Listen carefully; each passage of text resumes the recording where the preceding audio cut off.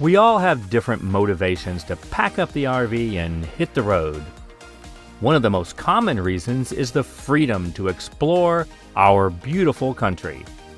Another common reason is just to get away from the daily grind. Many RVers seek beauty and isolation. We often accomplish this through boondocking. There are many RV terms out there, but for me, boondocking is off-grid remote camping. No campground, no RV 15 feet away from you, no traffic, and maybe no people. To boondock, your RV needs to be 100% self-sufficient. You need to generate your own power, have plenty of fresh water in your tanks, and plenty of space in your holding tanks. Back in 2017, my wife Tracey and I discovered the pure joy of boondocking. In August, at an altitude of over 9,000 feet, overlooking Laramie, Wyoming. It was so peaceful and relaxing. We were instantly hooked. Now, we had a very capable generator on our motorhome, and every morning I needed to start the generator to run our power-hungry coffee machine. We had to have our Nespresso. What a buzzkill. From peace and quiet to the constant drone of the generator. That's when we decided we needed to get a solar setup with more capable batteries and a large inverter.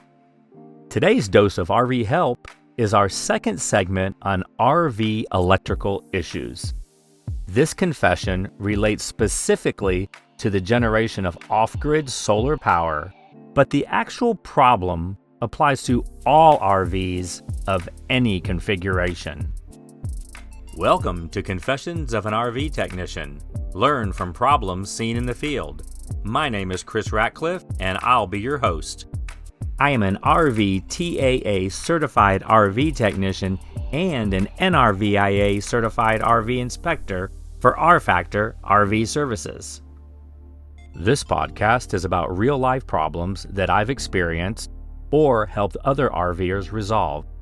This is educational information tied to an actual story or confession that will help you learn ways to improve your RVing experience and possibly resolve small problems before they become big problems. Welcome. Today's confession is about a solar power issue that had me chasing my tail for quite a while. But with some persistence and a methodical approach, I was able to help this client get their solar back online. So let's dive in. I was at an RV event with several hundred rigs. Now this was an Escapers annual bash, where the people and the energy are always incredible. For those listening, I love my Escapers community. So while catching up with a fellow RVer, she mentioned her solar system wasn't performing as she experienced. She said, "I'm only getting about half the power from the panels that I should be getting." Now, I've been around solar setups enough to know that this wasn't going to be a simple fix. But hey, I love a good challenge. But first, a shameless plug. Did you know that this podcast is available on Apple, Spotify, Amazon, iHeartRadio, and YouTube? Please be sure to subscribe to your favorite podcast service so you know when the next confession is released. We just might provide you with some information that will get you more enjoyment from your RVing experience. Let's talk a tiny bit about RV solar setups. Her solar setup was split into two parts, which is pretty common, especially with custom installations done by third parties. The thing with RV solar setups is there's no standard way to do it. Every installer has their own method, every RV is different, and installations are continually evolving. This means tracking down how it's wired can sometimes feel like searching for a needle in a haystack. So I got to work, following the voltage, or lack of voltage through the wiring and components such as the solar controllers in the system. I also had to remove some of the solar panels to access the wiring. The way they were mounted on the roof, this was a real big job. It was time-consuming, but with this configuration, there's no blueprints to rely on. So it's all about patience and systematically testing each component. At moments like this, it reminds me why I love this work. There's nothing quite like the satisfaction of solving a problem. Of course, there's always the frustration and anxiety of potentially not solving the problem. After some digging and an initial false diagnosis, I found the real problem.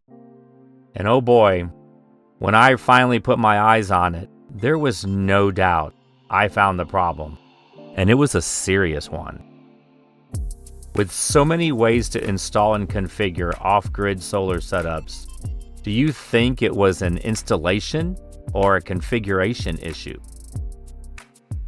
We've seen it many times. I even have a future confession that's all about poor workmanship from a solar installer. This wasn't the case of a faulty installation. This system had been running smoothly for several years. The real culprit was something we all need to keep in mind as RVers, and it doesn't matter that this was a solar setup. We're constantly driving these rigs across rough roads. You've heard this many times. It's like putting them through an earthquake every time you start rolling. And over time, all that movement creates loose connections. And when they go unnoticed for too long, can turn a small problem into a much larger problem. In this instance, a loose connection destroyed a breaker and melted a few of the terminals. Scary stuff, right? This could have created a fire and destroyed the RV, but it didn't. The reality is things like this can happen anytime in an RV. This isn't intended to scare you, but to serve as a reminder that RV maintenance is an ongoing process. I also don't want you to worry about your solar setup, but to stress the importance it is to routinely check your system. RVs aren't like our sticks and bricks homes. They're more like young children. They need regular attention and care. And while diagnosing these issues might seem daunting, it's all about taking a systematic approach. Even the smallest issue, like a loose connection, can snowball into a bigger problem if it's not caught early. I will be providing some images of this breaker that was melted. This actually happened many years ago, and I have literally been carrying this breaker in my truck for any time this conversation comes up. I am in the business of educating and helping RVers, and I want people to see this breaker and to know what merely a loose connection can turn into and what was prevented. Be sure to sign up to get on our email listing. Anyone that gets the email will see this picture straight in their email box. We're also going to post it on our social media lines. I can't post it in the show notes because they don't allow me to do pictures, or I don't know how to do that. So what's the takeaway here? Regular inspections are key. If you've been listening, I've already said this several times. Whether it's your solar system, your batteries, or plumbing, everything needs a little TLC. Taking time to do some preventive maintenance can make all the difference in avoiding bigger issues down the road. Want to enjoy your RVing experience? Take some time to stay ahead of potential problems. Here's your quick tip. At least every few months, or before you go on a long trip, maybe even after a trip, give your RV a thorough once-over. Check all the connections, look for signs of wear and tear, and ensure everything is secure. It's a small effort, but it can make a big difference in keeping your adventures trouble-free. That's it for today's episode of Confessions of an RV Technician. Learn from problems seen in the field. I hope this gives you some insight into what can go wrong with solar setups or any electrical connection, and reminds you of the importance of regular maintenance. And remember, if your solar system isn't working quite right, don't be discouraged. It might just take some patience and a systematic approach to get to the root of the problem.